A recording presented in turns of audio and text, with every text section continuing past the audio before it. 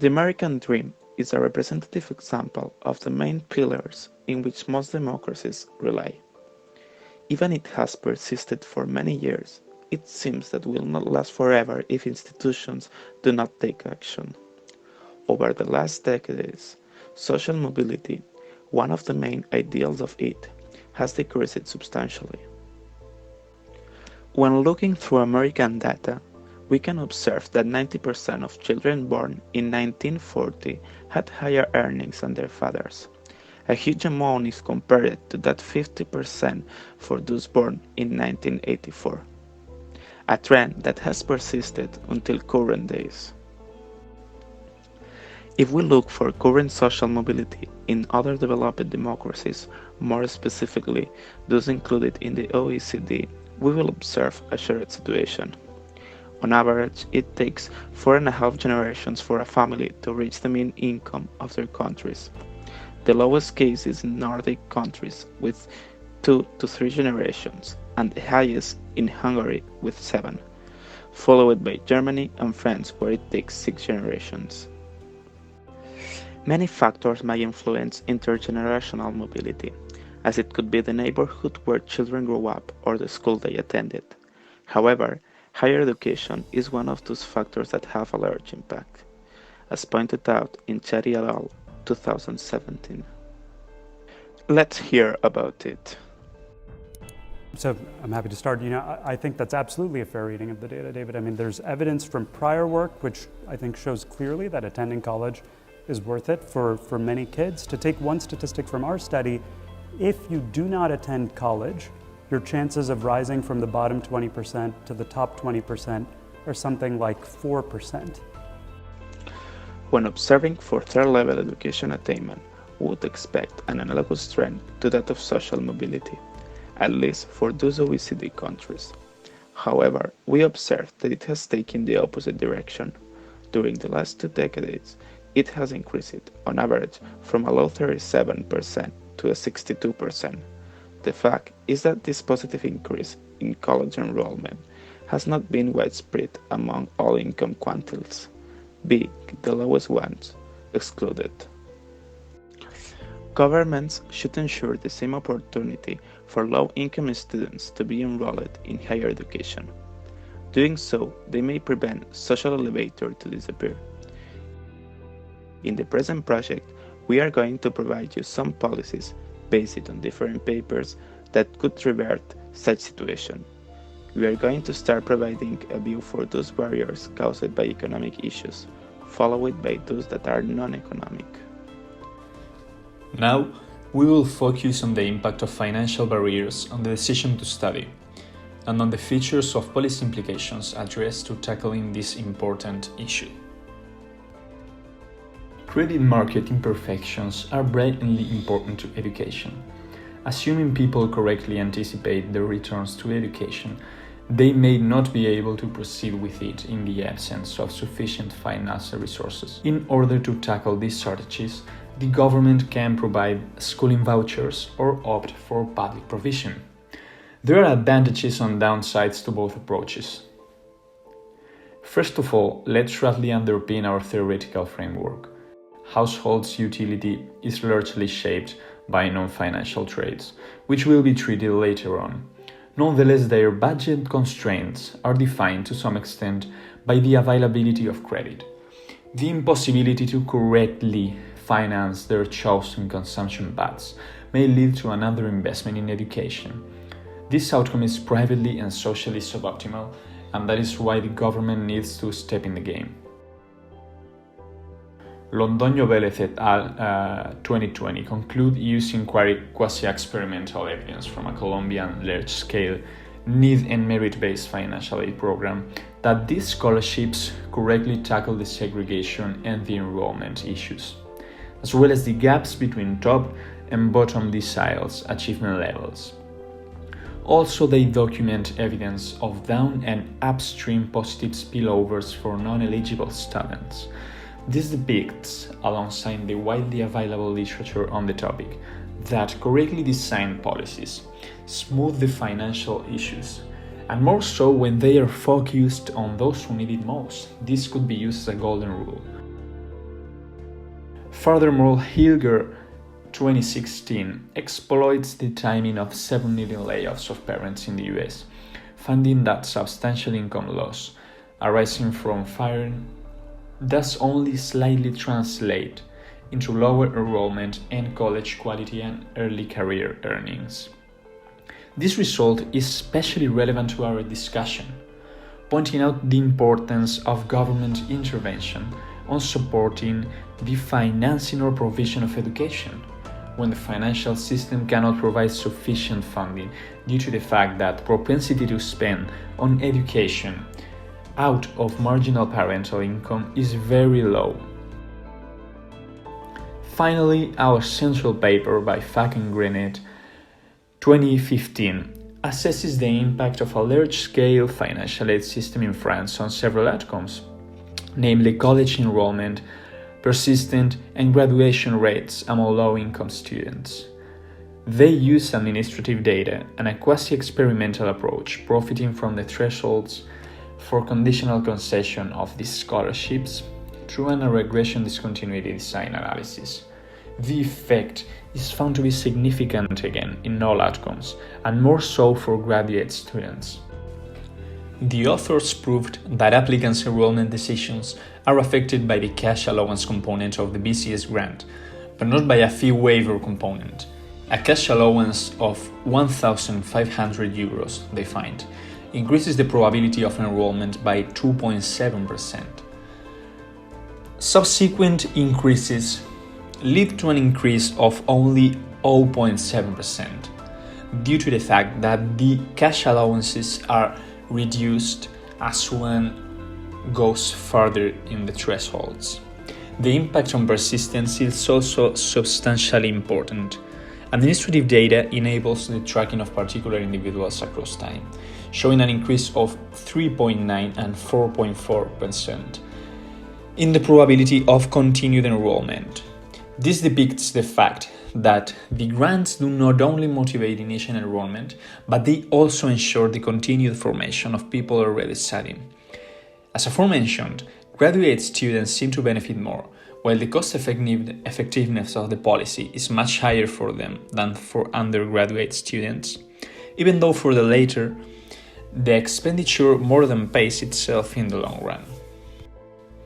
All in all, financial traits seem to be and indeed are a central topic to education decisions and attainment.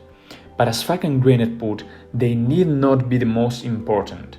Non-financial features may affect net return to education and the decision to pursue it or not. Although we have already seen the relevance of financial barriers, we must also contemplate those non-financial barriers, which are at least equally important.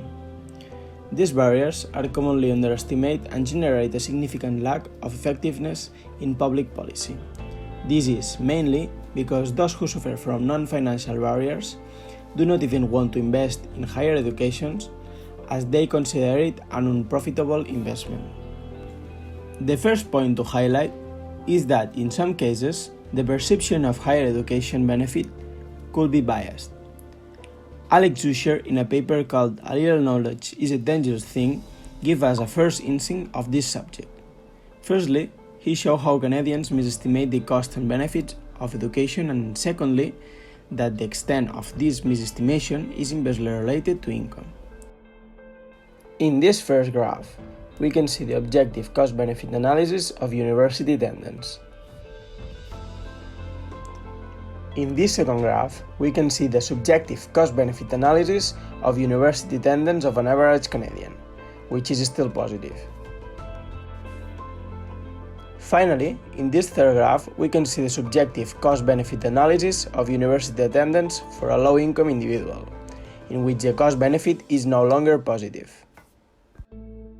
This means that although they are making rational cost-benefit analysis, they do not view university education as a good investment. Therefore, this problem could represent a major deterrent to the pursuit of higher education by low-income individuals. But even if households are able to properly execute cost-benefit analysis, Emily Lawrence proved in her study called "Poverty and the Rate of Time Preference" that subjective rate of time preference are 3 to 5% point higher for households with low permanent income than for those with high permanent income. The author proved that for white, college-educated family in the top 5% of the labor income distribution, the time preference rate is approximately 12%, while for non-white families without a college education in the bottom 5%, the rate is 90%. These results imply different patterns of consumption over the life cycle.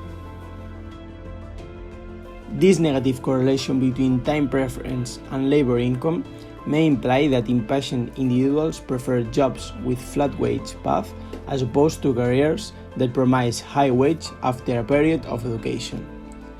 If the constraints are severe enough, impatient individuals will prefer this flat wage path even if their potential long-run earnings are reduced. Previous research like Chowdhury 2013, Hemsley Brown 2015, and Smith and White 2015 suggests that in most contexts the key barrier to participation in higher education is prior attainment. But given that success in educational is predicated on success at a previous educational stage, and as young people from less affluent social groups achieve at lower levels through schooling, it is perhaps unsurprising that the entry to higher education is also stratified by social characteristics such as occupational class background and economic activity. There may be geographical barriers as well. Students who do not live near a high-ranking institution and who may have to live at home while at university may be restricted in the choice of place to study. Furthermore, those on low incomes may be more debt-averse when it comes to incurring additional cost of moving to go to university, as it is shown in David's 2009.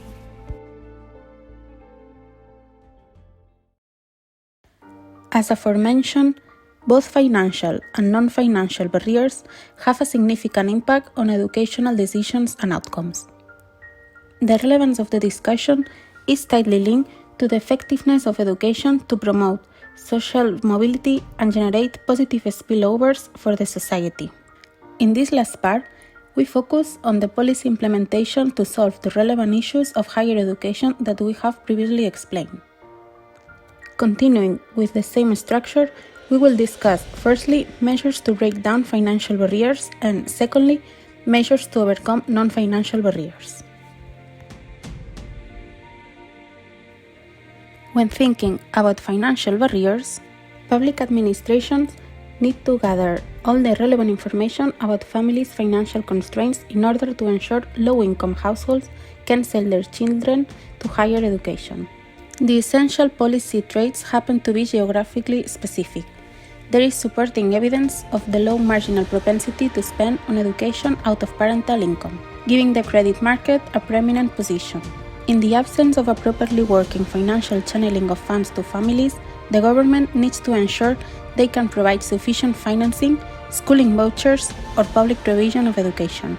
The specificity of each region remarks the importance of policy evaluation, by which the authorities at any jurisdictional level should analyze which option best suits the necessities of their citizenry. As Barbara Schneider stated in her book Innovations in Improving Access to Higher Education, one type of financial aid intervention are the promise programs, which commits to low-income students when they are much younger than when students typically apply for aid. The objective of these programs is to motivate students to better prepare during high school by developing the social capital they need to ensure their way to college and to pay for college costs.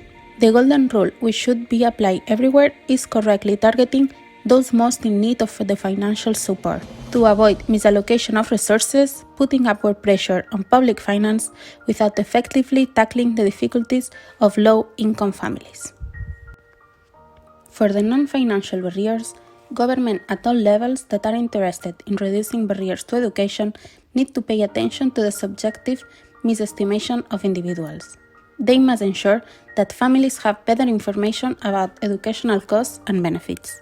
This is especially worthy for those low-income families which tend to overestimate costs and underestimate benefits more than the rest. Governments should emphasize information programs such as the University Open Day. They should also contemplate informing students at an early stage to interiorize how much higher education is worth. Barbara Schneider proposed the use of proactive outreach during the summer month upon college enrollment, since they can lead to substantial improvements in rate of on-time college graduation. One strategy is to implement peer mentoring, such as counselors or mentors on low-income high school graduates, since teenagers are more responsive to outreach from peers that make similar efforts than from adults.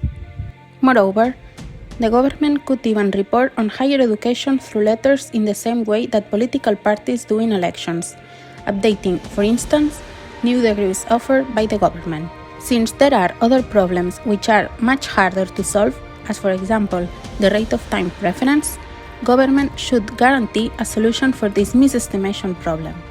Another aspect to consider is that, as we explained before, prior attainment also affects as a key barrier. Hence, the problem of higher education is not only in itself, and so we have to find cross-cutting policies that serve both to improve access to higher education and results in a school for low-income families.